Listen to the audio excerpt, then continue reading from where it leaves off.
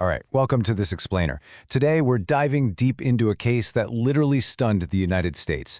I'm talking about one of the most famous criminal investigations in history. It's got it all, really. An American hero, a massive nationwide manhunt, and a chilling mystery that people are still arguing about almost a century later. So imagine waking up one morning to find out that the most famous baby in America had just vanished, without a trace. I know, it sounds exactly like the plot of some Hollywood thriller, right? But it wasn't. It was entirely real. On the night of March 1st, 1932, a crime went down that earned the very dark title of the crime of the century. And honestly, the reality of what happened was just impossible to comprehend and absolutely chilling. Section 1. America's Most Famous Family. Now, before we get into the kidnapping itself, we really have to understand the colossal, just totally unprecedented fame of the family at the center of this tragedy. Charles Lindbergh wasn't just a celebrity. He was a global superstar. Back in 1927, he pulled off the unthinkable, the first solo flight across the Atlantic, all the way from New York to Paris. That unbelievable feat made him an overnight national hero. I mean, wherever the guy went, massive crowds gathered, newspapers tracked his every single move. He married Anne Morrow. She was this incredibly talented writer and aviator in her own right, and together they basically became America's it couple. Then in 1930, they welcomed Charles Augustus Lindbergh Jr. The public was so completely obsessed with this kid that he literally became known as America's baby. But, as we're going to see, that intense spotlight would very quickly turn into a terrible burden. Section 2. The Kidnapping and Search. Let's shift gears to the cold, rainy evening of March 1st, 1932, at the Lindbergh's secluded home near Hopewell, New Jersey. There was this incredibly brief window of time where the nightmare actually began. At 8 p.m., the baby's nurse checks on 20-month-old Charles Jr. He's fast asleep in his crib. Everything seems perfectly normal.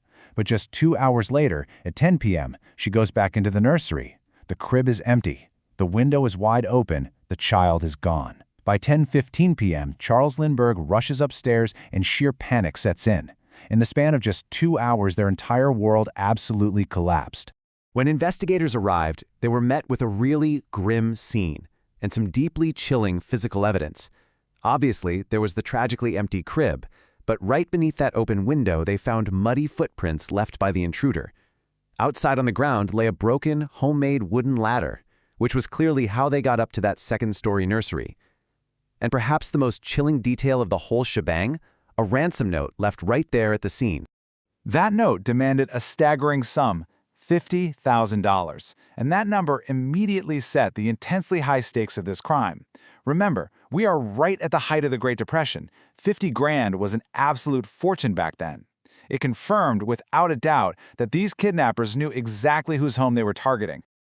Desperate to get their little boy back, the family's response took some pretty bizarre turns.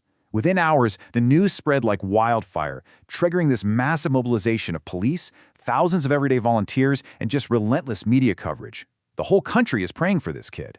But then, things get weird. A retired school principal named Dr. John Condon volunteers to step in as an intermediary.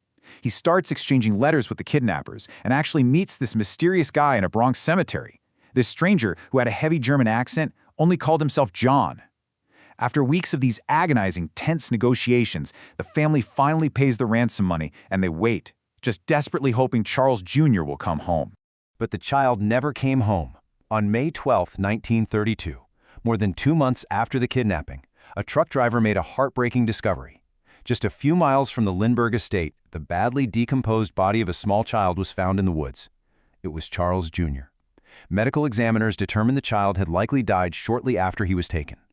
The entire nation was devastated. Instantly, this massive, frantic search shifted into a full-scale murder investigation. Section 3. The Golden Clue. All right, let's jump past 2 years of desperate, dead-end searching, because it was actually a really simple, everyday action that cracked the biggest case in American history. See, when the ransom was paid, authorities secretly recorded the serial numbers of the gold certificates they used. Fast forward to September 1934, a gas station attendant in New York gets handed one of those exact gold certificates. Being sharp, the attendant literally jots down the customer's license plate number right on the bill. Police take that single plate number, trace the car, and it leads them straight to a German-born carpenter living in the Bronx. His name? Bruno Richard Hauptmann. Suddenly, investigators had their prime suspect. And look at this damning evidence. When officers searched Hauptmann's home, they found thousands of dollars of the hidden ransom money stashed right inside his garage. Even wilder, they discovered wood in his possession that they believe perfectly matched that homemade ladder from the night of the kidnapping. Now Hauptmann, he immediately and adamantly swore he was innocent. He claimed the money belonged to a deceased business associate and that he knew absolutely nothing about the crime. But for the prosecutors, they were totally convinced they had their man. Section 4. The Trial of Bruno Hauptmann. The trial was the ultimate climax of the investigation. We're in January 1935, and this thing is drawing hundreds of reporters every single day. It was quite literally one of the biggest media events in American history. In the courtroom, the prosecution laid out a mountain of physical and forensic evidence linking Hauptmann to the crime.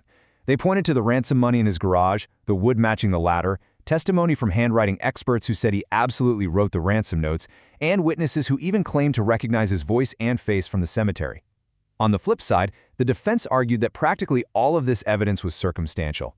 Their main angle? They claimed investigators were buckling under the enormous public pressure to solve the crime of the century and had essentially just rushed to judgment. Well, the trial reached a very rapid, fatal conclusion. After weeks of testimony in what was an absolute media circus, the jury deliberated for only a short time in February 1935. They found Bruno Richard Hauptmann guilty of first-degree murder, and he was sentenced to death. On April 3, 1936, he was executed in the electric chair. It's a really haunting detail that even in his final moments, Hauptmann completely refused to confess. He maintained his innocence to the very end. Section 5. Legacy and Lingering Questions. So, what does this all mean for us today? How did this one tragedy birth laws that are actually protecting citizens right now? Well, the public outrage over this case was so intense that it led Congress to pass the Federal Kidnapping Act, heavily known as the Lindbergh Law. This gave federal authorities way more power to step in and investigate kidnappings, especially when victims are taken across state lines. It was a real game changer. It fundamentally strengthened law enforcement and permanently changed how major federal crimes are handled in the U.S. To really sum up what you should take away from this explainer, the lasting impact of this case is just immense. It wasn't just a crime, it was a tragedy that completely shattered one of America's most admired families, proving that absolutely no one is immune to unimaginable loss. As we just saw, it permanently changed American law enforcement, but it also transformed journalism. That intense, totally unprecedented media frenzy we saw during the search and the trial, it highlighted both the immense power and the severe dangers of public obsession during criminal investigations. In a lot of ways, it's the direct ancestor to the true crime obsession we see everywhere today. I want to leave you with this final, really provocative thought. Did Bruno Hauptmann act alone? Were there other kidnappers out there who were never identified? And was all the evidence presented at that trial truly reliable? Now, while most historians firmly believe Hauptmann was involved, many argue that some really important lingering details remain unresolved. The complete truth? We may never know it. But nearly 100 years later, historians, legal experts, and true crime researchers are still debating these exact questions, keeping the mystery of the crime of the century very much alive.